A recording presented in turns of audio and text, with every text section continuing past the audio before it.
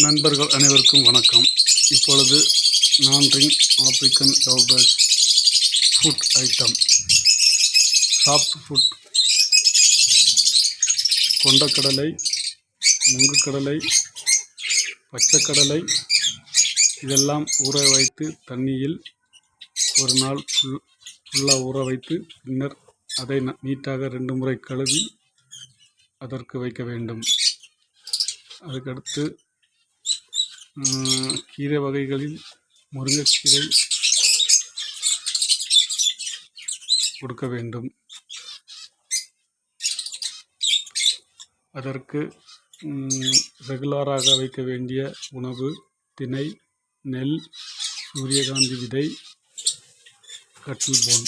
இது எப்போவுமே அதற்கு வைக்க வேண்டும். குடிப்பதற்கு சுத்தமான தண்ணி எப்போவுமே வைக்க வேண்டும். ஓகே ஃப்ரெண்ட்ஸ், பிடித்திருந்தால் லைக்